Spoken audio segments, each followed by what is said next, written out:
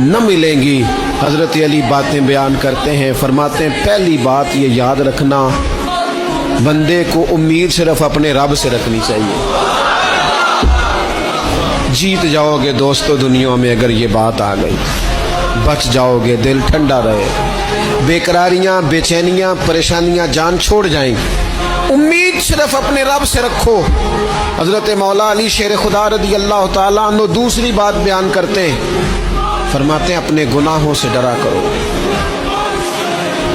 तुम गरीब होने से डरते हो, तुम तंगदस्ती से डरते हो, तुम लोगों की दुश्मनी से डरते हो, अपने गुनाहों से डरो।